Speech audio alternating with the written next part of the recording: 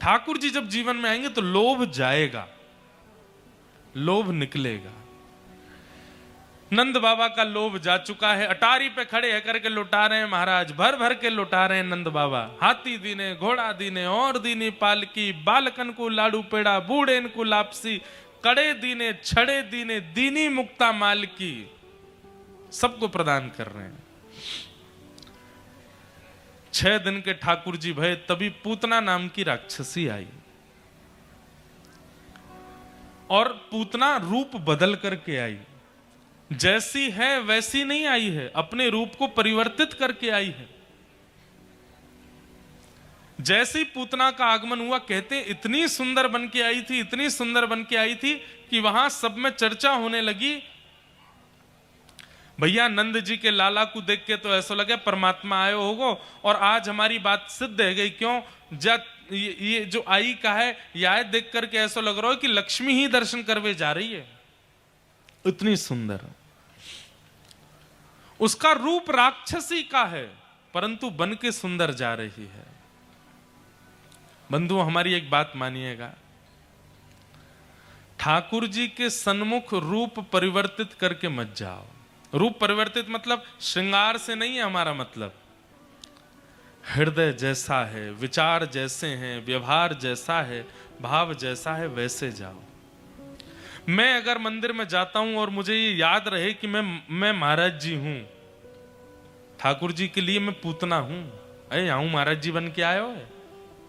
मैं मंदिर में जाऊं, मुझे याद रहे मैं मंत्री हूं, मैं ये हूं, मैं वो हूं, मेरी ये पदवी है, तो ठाकुर जी के लिए हम पूतना ही हैं। वहां तो तुम जो हो वैसे जाओ। मुझे मेरे अवगुण पता है, मेरे अंदर कौन कौन से अवगुण हैं, उन अवगुणों को चित्त में धारण करके मैं ठाकुर जी के सन्मुख जाऊं। हे नाथ, कौन कुटिल खल कामी मोसम, कौन कुटिल खल कामी मोसम, जो तन दियो ताहि बिसरायो, जो तन दियो ताहि बिसरायो, ऐसो नमक हरामी, ऐसो मौसम, कौन कुटिल खल काम, मौसम कौन कुटिल। ये शब्द सूरदास जी के हैं। वो सूरदास जिनको बिना नेत्रों के ठाकुर जी का दर्शन हो जाता है, और वो सूरदास कह रहे हैं कौन कुटिल खलकामी। इसका मतलब क्या है? ठाकुर जी के आगे अपनी सूक्ष्म से सूक्ष्म दुर्विचार, दुर्भावना, दुर्व्यवहार और दूषितता को स्वीकार करो कि हम ऐसे हैं।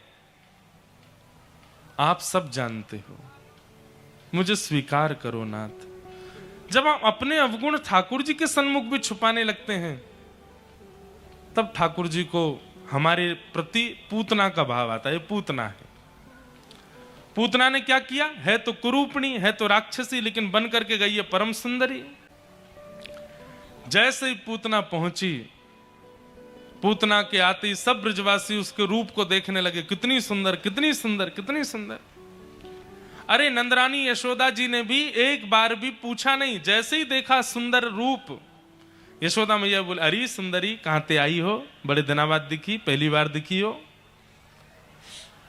पूतना को देख करके यशोदा मैया ने भी सहज भाव में लाला को उनकी गोद में दे दिया। हम मानवों का स्वभाव है कि हम रूप और वस्त्र देख करके बहुत जल्दी विश्वास करते हैं। एक बात बहुत ध्यान से सुनिएगा, संसारी व्यक्ति और आध्यात्मिक व्यक्ति में एक और बहुत बड़ा डिफरेंस है। क्या? संसारी व्यक्ति रूप और वर्ण पर विश्वास बहुत जल्दी कर लेता है। रूप है और वर्ण है, वस्त्र हैं, तो फिर नाम क्या है, गोत्र क्या है, कौन से गांव के हैं, ये सब बाद की बात है। विश्वास सहज पहले हो जाता है। और आध्यात्मिक व्यक्ति का यह गुण है कि वो वर्ण और रूप को नहीं महत्वता देता है। आप चाहे कितने भी रूपवान हो, कितने भी गुणवान हो, कितने भी बढ़िया वस्त्र पहने हैं, वो आपसे बैठ के 4 बातें जब तक नहीं कर लेगा तब तक आप पर भरोसा नहीं कर सकता। यह आध्यात्मिक व्यक्ति का लक्षण। संतों के पास बड़े बड़े सेलिब्रिटीज जाते हैं, बड़े बड़े लोग जाते हैं, पर उनके अंदर समत्व ही रहता है। वो विचलित नहीं हो जाते मेरी आपकी तरह किसी बड़े पदवी के व्यक्ति को देख करके। क्यों? आध्यात्म उन्हें बताता है कि पदवी बड़ी होना, रूप का सुंदर होना और वस्त्रों का बहुत बढ़िया होना, इसका मतलब जरूरी नहीं कि व्यक्ति का व्यक्तित्व अच्छा है। वो व्यक्ति के व्यक्तित्व को उसके वचनों से ही पहचानते हैं, उसके संग रह के ही जान पाते हैं। और संसारी व्यक्ति का व्यक्तित्व चाहे जैसा हो, है पॉपुलर है, तो इसका मतलब है कि उसको वो विश्वास का पात्र है। हम उसको कुछ भी दे सकते हैं, हम उससे कुछ भी बोल सकते हैं, कहीं भी उसके साथ जा सकते हैं। और यही मात खाते हैं हम लोग। जितने भी यहां पर अविवाहित बैठे हैं लड़का और लड़कियां, सबसे हमारी प्रार्थना, रूप देख करके विवाह मत कीजिएगा, प्रभाव देख करके विवाह मत कीजिएगा, स्वभाव देखिएगा। प्रभाव के साथ कुछ दिन जिया जा सकता है, पर स्वभाव के साथ अंतिम श्वास तक रहा जा सकता है। हम प्रभाव देखते हैं और प्रभाव बहुत लंबे समय तक अच्छा नहीं लगता। कुछ दिन बाद प्रभावशाली व्यक्ति का गुण घटने लगता है, पर स्वभावशाली व्यक्ति वो तो अंतिम श्वास तक अच्छा लगता है। पति देखने में कम सुंदर हो, पत्नी देखने में कम सुंदर हो, चलेगा। रोटी गोल की जगह टेढ़ी बनाती हो, चलेगा। चाय में पत्ती ज्यादा पड़ जाती हो, चलेगा। लेकिन अगर वाणी और स्वभाव इन दो में सरसता है तो बाकी सब चीजों के आगे आंख बंद कर लीजिएगा। अद्भुत है, उसके साथ विवाह कर लीजिए, उसके साथ अपना जीवन आगे बढ़ा सकते हो। वाणी, अच्छा एक और बात है, वाणी अगर बनावटी होगी तो बनावटी चीज बहुत दिन तक रह नहीं पाती है। बनावटी चीज का एक दिन पर्दाफाश होता ही है, पर स्वभाव यदि एक्चुअल होगा ना तो कुछ भी बनावटी नहीं होगा, सब स्वाभाविक होगा। और स्वाभाविक व्यक्ति के साथ में जीवन निर्वहन करना संभव हो सकता है। इसलिए स्वभाव को प्रधानता दीजिए, प्रभाव को नहीं। पूतना अपना प्रभाव बिखेरती हुई आई, इतनी सुंदर बन के आई, ऐसे कपड़े पहन के आई, ऐसी महकती हुई आई, सब उसी को देखने लगे। लेकिन दुर्भाग्य पूतना का, जैसे ही ठाकुर जी उसकी गोद में गए हैं, पूरा विश्व पूतना को देख रहा था, लेकिन ठाकुर जी ने अपनी दोनों भुजा अपनी आंख पर रख ली, ठाकुर जी ने नहीं देखा। भैया सबके प्रिय बनो, इसमें आपकी श्रेष्ठता नहीं। सबको छोड़ केवल हरि के प्रिय बन जाओ, इसमें आपकी श्रेष्ठता है। मीराबाई सबकी प्रिय नहीं थी। मीराबाई का जब विवाह हो गया और विवाह के कुछ दिन बाद जब उनके जिनसे ब्याह हुआ उन्हीं की मृत्यु हो गई, तो ससुराल के लोगों को इतना खलने लगी मीराबाई, जब से आई है हमारे बेटे को ले गई, हमारा परिवार बिखर गया, ये हो गया। विष देने का प्रयास किया, मारने का प्रयास किया, पीछे शेर छोड़ दिया। किसी को भाती नहीं थी मीराबाई। लेकिन मीराबाई का एक भाव है, रूठे चाहे राजा वासे कछु ना काजा, एक तू ही महाराजा और कौन पास जाएंगे। रूठे चाहे भाई वासे कछु ना भलाई, एक तू ही है सहाई और कौन को सराहेंगे। रूठे चाहे शत्रु और मित्र आठों याम, एक तेरे चरणन के नेह को निभाएंगे। जग सारा झूठा एक तू ही है अनूठा, रूठ जाए चाहे सारा जग पर तू ना रूठा चाहिए। आपसे भैया रूठ गए, मैया रूठ गई, पिताजी रूठ गए, पति रूठ गए, बच्चे रूठ गए, पत्नी रूठ गई, सबका रूठना मनाना चलता रहेगा। लेकिन किसी दिन ठाकुर जी रूठ गए तो, ठाकुर जी अगर रूठ गए तो फिर कौन बचाएगा आपको? महाभारत प्रसंग में जब कर्ण युद्ध के लिए जा रहा था और इंद्र ब्राह्मण का भेष बना करके आ गए कवच और कुंडल मांगने के लिए, बहुत बड़ी कथा है, विस्तार नहीं करूंगा। कर्ण तब तक नहीं मरेगा जब तक उसके पास उसके कवच और कुंडल हैं, क्योंकि वो एक सहस्त्र कवच नाम का राक्षस था जिसके 999 कवच काटे जा चुके हैं, एक कवच बचा था, तभी वो कर्ण बन के आया। अब जब तक उसके कवच कुंडल नहीं जाएंगे तब तक उसको नहीं मारा जा सकता। तब इंद्र ब्राह्मण का रूप बना करके आए और बीच युद्ध मैदान में कहने लगे भिक्षाम देही। तो कर्ण के सारथी ने कहा महाराज यहां भिक्षा मत दीजिएगा, मना कर दीजिए, अरे युद्ध भूमि है, कह दीजिए दान चाहिए तो युद्ध के बाद मिलना। कर्ण बोले मेरा स्वभाव है, मैं दानवीर हूं, मुझसे जब जहां जो दान मांगेगा मैं देता हूं। महाराज आप अगर कवच कुंडल दे देंगे तो आप जानते हैं ना मृत्यु निश्चित हो जाएगी आपकी। तो कर्ण अपने सारथी के कंधे पर हाथ रखते हैं और कहते हैं तुम जानते हो मेरे शत्रु पक्ष में कौन खड़ा है? हां अर्जुन खड़ा है, युधिष्ठिर खड़ा है, भीम खड़ा है, नकुल सहदेव खड़े हैं? नहीं, अर्जुन के सारथी भगवान खड़े हैं। जब भगवान ही रूठ गए हैं तो कवच कुंडल मुझे कहां तक बचाएंगे? कोई नहीं बचा सकता। मैं कितना भी बड़ा दानवीर बन जाऊं, कितना भी बड़ा पराक्रमी बन जाऊं, भले ही कौरवों की सेना में भीष्म पितामह आ जाएं, भले ही महाभारत में लिखा है भीष्म पितामह कौन है? बोले तिमिंगिल मछली। तिमिंगिल मछली का मतलब पता है? एक तिमिंग नाम का पक्षी होता था किसी जमाने में, वो पक्षी अपने दोनों पंजों में हाथियों को लेकर उड़ जाता है आकाश में, तिमिंग पक्षी। और जब वो पक्षी दो हाथियों को पंजे में लेकर के आकाश में उड़ता है और समुद्र के ऊपर जाता है तो एक मछली मुंह खोल करके दो हाथी और पक्षी को तुरंत निगल जाती है, उसको तिमिंगिल मछली कहते हैं। भीष्म पितामह, कृपाचार्य, द्रोणाचार्य, इन सबको तिमिंगिल मछली कहा गया है महाभारत में। इनसे जीतना असंभव है। आज कर्ण कह रहे हैं भले ही कौरवों के पास में बड़ी बड़ी तिमिंगिल मछलियां हैं लेकिन फिर भी ये युद्ध हार जाएंगे। क्यों? क्योंकि रूठा बैठा हुआ परमात्मा है। परमात्मा रूठा है, हम महाभारत नहीं जीत पाएंगे। आप कौरवों की सेना को सामान्य मत समझिएगा।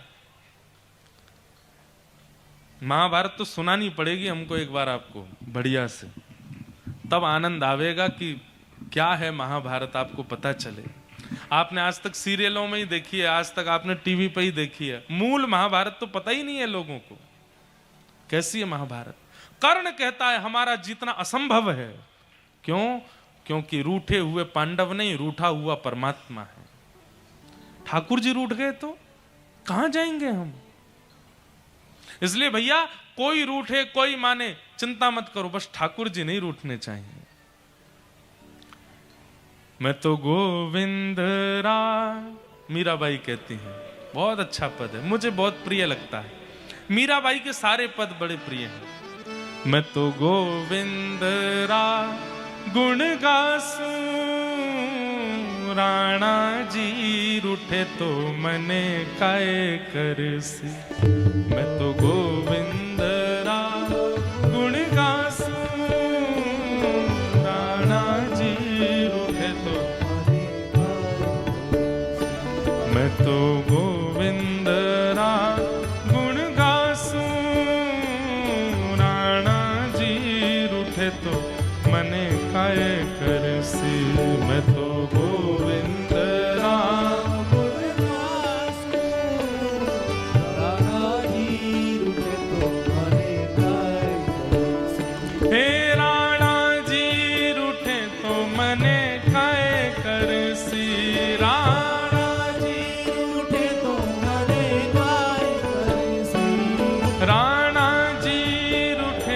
मने काय कर सी। राणा जी रूठे तो मने काय कर। ओ राणा जी रूठे तो मने काय कर सी। राणा जी रूठे तो मने काय कर। ओ मैं तो गोविंद रा गुण गासूं। राणा जी रूठे तो मने काय कर से। मैं तो गोविंद रा गुण गासूं। राणा जी रूठे तो मने काय। मीराबाई कह रहे हैं, हे चरणामृत रा नेम हमारा। चरणामृत रा नेम हमारा। चरणामृत रा नेम हमारा। चरणामृत रा नेम हमारा। मैं नित उठ दर्शन पासूं। मैं तो नित उठ दर्शन पासूं। ओ हरि मंदिर मां नृत्य करास्या। हरि मंदिर मां करासा। हरि कथा मां नृत्य करास्या। हरि कथा मां नृत्य करासा। घूंघरिया घम कासूं। मैं तो घूंघरिया। ओ मैं तो गोविंद रा गुण गासूं। राणा जी रूठे तो मने काय कर सी। मैं तो तेरा गुण गाऊं। राणा जी रूठे तो श्री राधा रमण लाल की।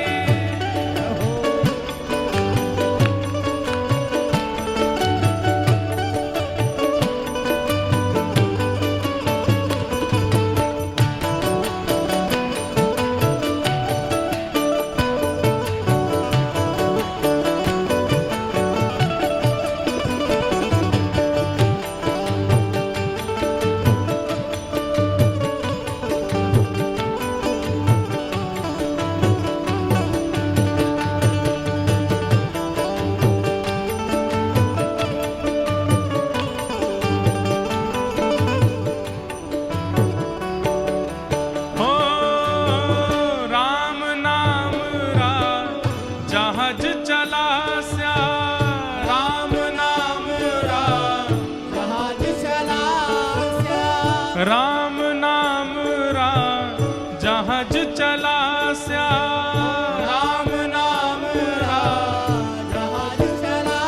मैं तो भव सागर तर जासूं। मैं तो भव सागर सागर तर जासूं।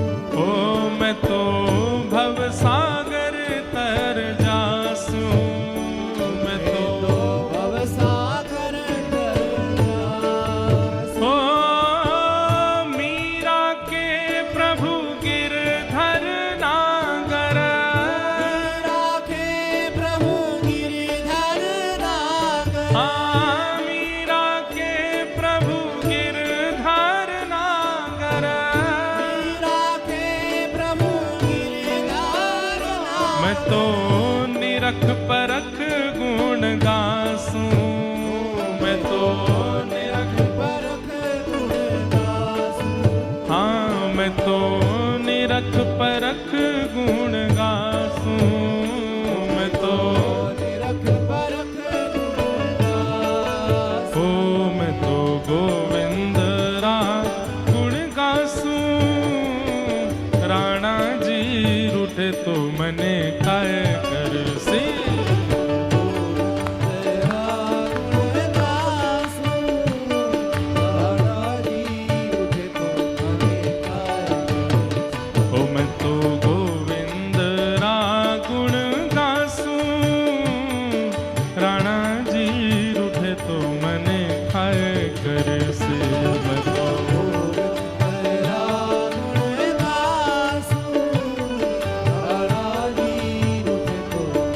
बार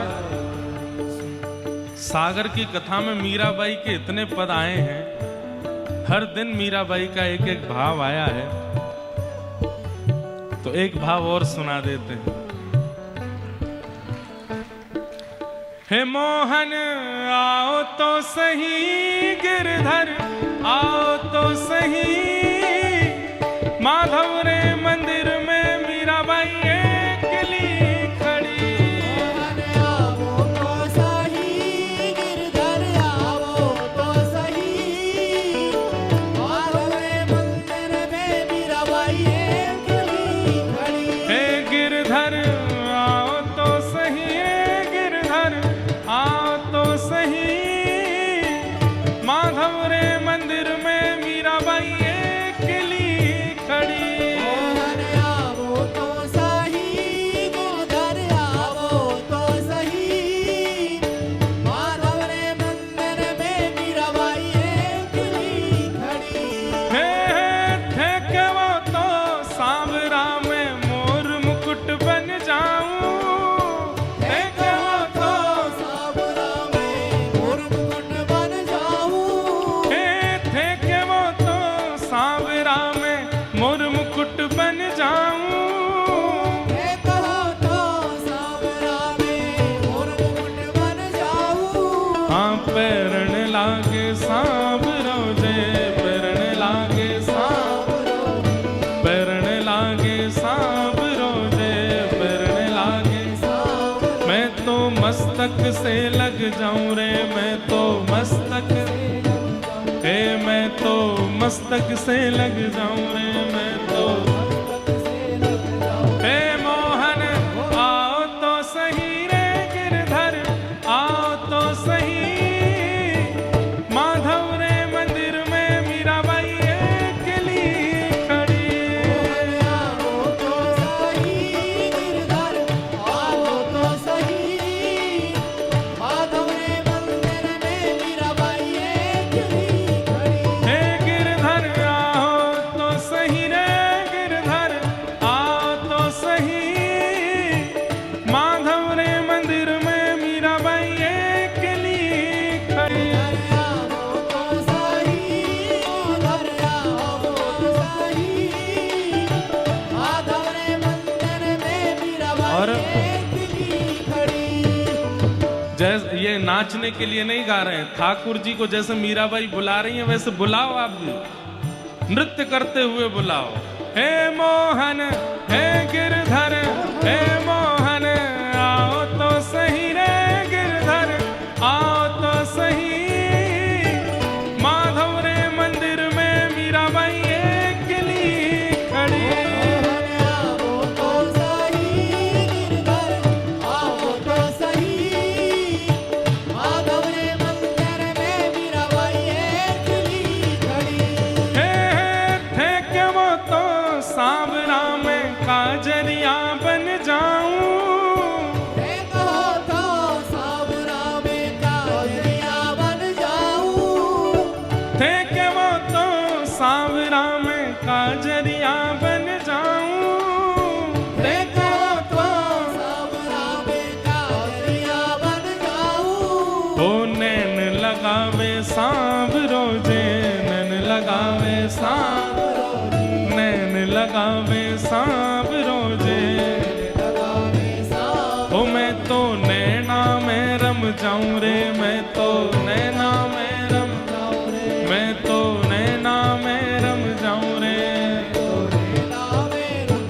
हे मोहन हे गिरधर, हे मोहन आओ तो सही रे, गिरधर आओ तो सही, माधव रे मंदिर में मीराबाई अकेली खड़ी। मोहन आओ तो सही, गिरधर आओ तो सही,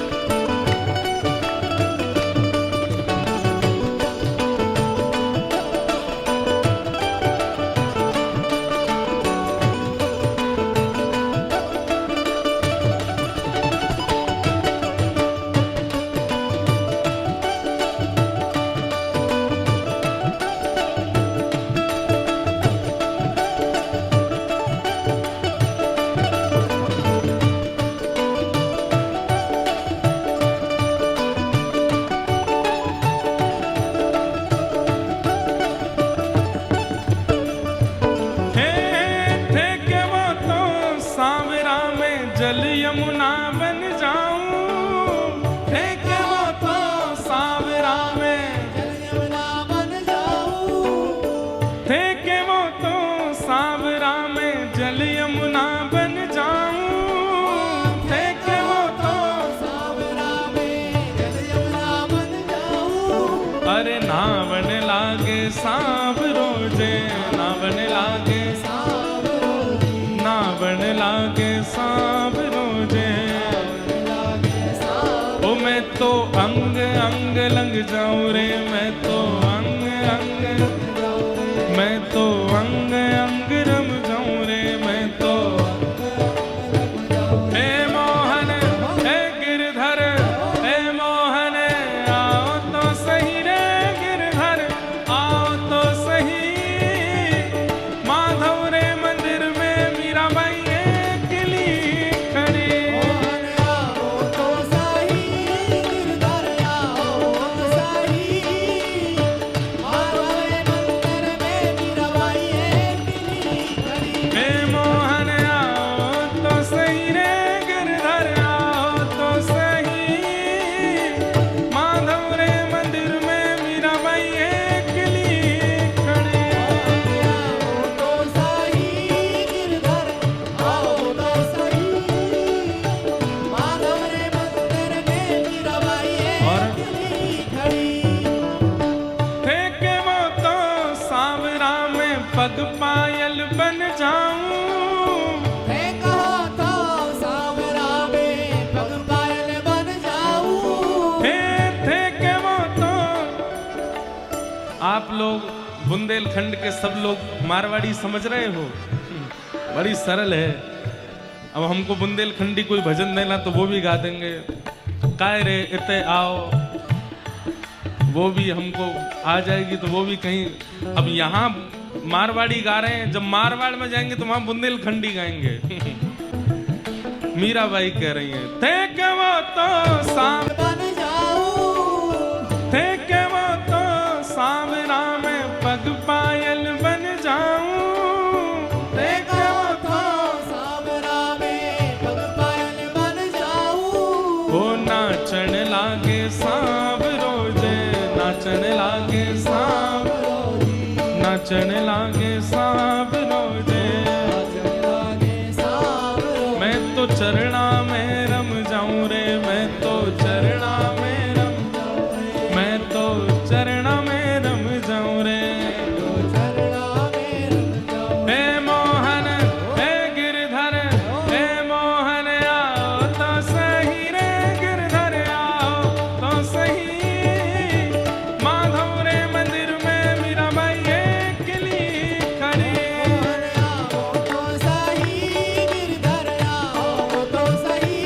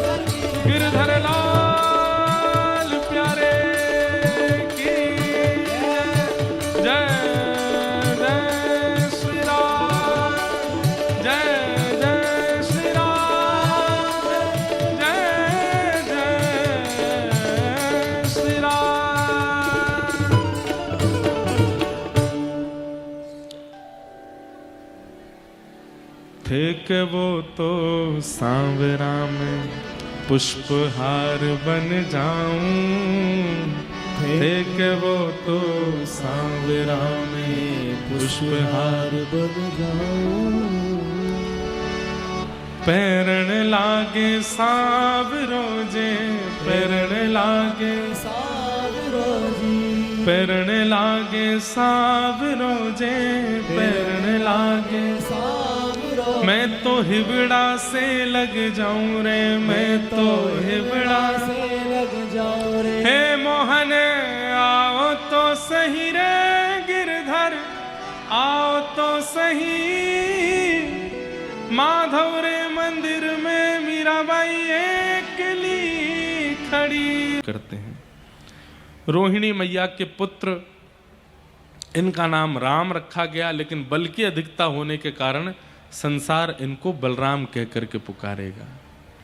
इस प्रकार इनका नाम बलराम रखा गया। ठाकुर जी का और श्री बलराम जी का नामकरण संस्कार हुआ। धीरे धीरे ठाकुर जी अब 3 बरस के है गए, और 3 बरस के ठाकुर जी ऐसा ऊधम मचान लगे हैं, इतना ऊधम मचा में जाकी कोई सीमा नहीं। आहा श्रृंगग्निडं शशि जलद्विज कंटकेभ्य क्रीड़ा परावति चलो स्वसतो निषेद्धुम ग्रह्याणि कर्तुमपि यत्र न तज्जनन्यो शोकातयापतुर्लम मनसो नवस्थामो। ठाकुर जी के ऊधमों का वर्णन किया गया, कैसे कैसे ऊधम मचाते हैं। बंधुओं एक बात सुनो, ये जगदीश हैं, परमात्मा हैं। व्यक्ति जब पदवी को प्राप्त कर लेता है ना, तो सहज होना भूल जाता है। बहुत ध्यान से सुनिएगा। व्यक्ति जब पदवी को प्राप्त कर ले, व्यक्ति जब श्रेष्ठ हो जाता है, तो सहज होना भूल जाता है। और जो व्यक्ति कुछ बनने के बाद सहज होना भूल जाए, उसका पतन निश्चित है। और या फिर ऐसा कह लो कि वह व्यक्ति वास्तविक नहीं है, दिखावा है। अपनी सहजता का त्याग मत करो। चाहे आप धनवान बन जाओ, चाहे आप रूपवान बन जाओ, चाहे आप योग्य बन जाओ, सहज रहना सीखिए। परमात्मा श्री कृष्ण त्रिलोकीनाथ हैं, लेकिन व्रज में कैसी सहजता ठाकुर जी की। मैया उंगली पकड़वा के चलवावे लाला है, और दहली पे ले जाके मैया के लाला अब या को लांग जा। मैया पल्ली पार चली जाए, अब लाला यहाँ ते धीमे ते अपनो चरण चढ़ा रहे हैं, फिर वाके ऊपर स्वयं चढ़ रहे हैं, पल्ली तरफ उतरवे को प्रयास कर रहे हैं, नहीं उतर पाते हैं, गहरी है पल्ली तरफ, नहीं उतर पाते हैं, तो फिर रोते हैं। नारद जी महाराज कहते हैं, बताओ कहां 2 पग से 3 लोग नाप लिए थे बलि के यहां जाकर के, अब इनसे दहली नहीं लांगी जा रही है। प्रेम के कारण यहां ठाकुर जी सहजता प्रकट कर रहे हैं। परमात्मा होते हुए भी अपनी प्रभुता भूल गए हैं और ऐसी लीला कर रहे हैं। अब कैसी लीला कर रहे हैं? श्रृंगी गैयाओं के सींग पे जाके लटक जाते हैं। बैठी हुई है गैया, एक सींग पे ठाकुर जी लटक जाए, दूसरी सींग पे बलराम जी लटक जाएं, और दोनों भैया ऐसे ऐसे सींग करें, जैसी गैया खड़ी हो वैसे ही ठाकुर जी ऐसे लटक जाएं जैसे कोई पेड़ पे फल लटको हो। झूला बन गो, दाऊ दादा झूला बन गो, झूला बन गो। अब गैया जैसी खड़ी हुई तो झूला बन गए। अब यहां से वहां गैया डोले और ठाकुर जी पकड़ करके, महाराज वही झूला है ठाकुर जी को, तो उड़ रहे हैं ठाकुर जी यहां से वहां। लेकिन गैया भी आनंद ले ठाकुर जी के संग। रोज ठाकुर जी आ जाएं, सींग पे लटक जाएं। एक दिना ठाकुर जी ने कहा कियो, गैया ने मन में विचार कियो, ये रोज रोज आ जाएं, आज ने किनके संग आनंद तो करूं मैं। और कैसो आनंद कियो? गैया के सींगों में घी लगा रहता है, नंद बाबा रोज घी लगाते हैं। तो ठाकुर जी थोड़ी देर पकड़ पाते हैं, उसके बाद जैसे हाथ छूटने लगते हैं तो गैया अपने आप धीमी हो जाती है, बैठ जाती है, ठाकुर जी उतर जाते हैं। लेकिन आज गैया धीमी नहीं हुई और ना ही रुकी। अब ठाकुर जी के हाथ छूटवे वारे भय, ठाकुर जी कहें, अरे गैया अरे ये गैया जल्दी रुक जा, देख हाथ छूटे वारे, आज तो रुक का ही कुना रही है, जल्दी रुक जा, मैं गिर जाऊंगा, मुझको लग जाएगी।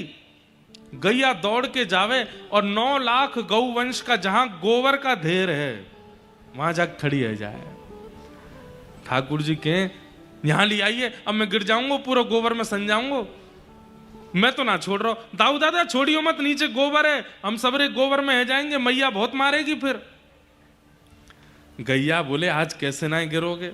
जोर जोर से गैया अपनी सींग घुमावे सो ठाकुर जी को हाथ छूट जाए, गले गले तक गोबर में जाके धस जाए। अब यशोदा, अब गोबर में कोई धस जाए, छोटे बालक निकल नहीं पाएंगे अपने आप, खूब सारा गोबर हो तो। एक तरफ दाऊ दादा धसे में, एक तरफ ठाकुर जी केवल मुख दिख रहा है। वहीं तो चिल्ला रहे मैया देख तेरी गैया ने मुंह को मारो। मैया दौड़ी दौड़ी आई, लाला तू कहां है? ठाकुर जी चिल्ला रहे हैं गोबर के ढेर में थे। मैया की दृष्टि नहीं जा रही गोबर की ओर, मां कहीं को जाएगो। अरे मैया इतकू आ गोबर के पास, मैं यहां बैठा हूं। मैया ने जाए करके देखी तो महाराज गोबर के ढेर में मुखमंडल दिख रहा ठाकुर जी को। एक तो गोबर भी ने सांवरो सो, ठाकुर जी सांवरे दिख ही नहीं रहे मैया है। अरे लाला या गोबर में आके का खेल है? मैया मैं ना खेलो, तेरी गैया ने गिर दियो मुझे यहाँ पे। अच्छा अब तो गंदो है गो, चल तो को नवाऊं। मैया ने जैसी बाहर निकाले, दूर मैया गोद में नहीं ले रही है लाला है, ऐसे दूर लेके चल रही है। ठाकुर जी बोले मैया तू ऐसे लटका के काहे को ले चल रही है, मुझको गोदी में ले ले। मैया बोली तो मैं गोबर लग रहा है, मैं हूं गंदी है जाऊंगी, दूर ही रह मोते। ठाकुर जी बोले अच्छा मैया मुंह को दूर कर रही है, अभी बताऊं तो। ठाकुर जी जोर जोर से रोने लगे। मैया बोली कहा भे पतो ना कछु खागो मुकु। अरे कहाँ खागो, यहाँ पे खागो है। जैसे ही मैया ने देखवे के कहा ठाकुर जी नीचे किए, सोई ठाकुर जी लपक गए मैया से और खूब जोर से अंक में भर लिया। बोले अब तो लग गो सबरो गोबर। अब मैया अकेले नहाऊंगो, मैं और तू दोनों संग नामेंगे। और फिर यशोदा मैया के संग स्नान करते हैं, श्रृंगी अग्नि से खेलते हैं, चूल्हे की अग्नि लेके भागते हैं। श्रृंगी अग्नि डेमस्टी। गली मोहल्ला में डोलने वाले जितने भी जीव जंतु हैं उनके दांत गिनते हैं। क्या हुआ?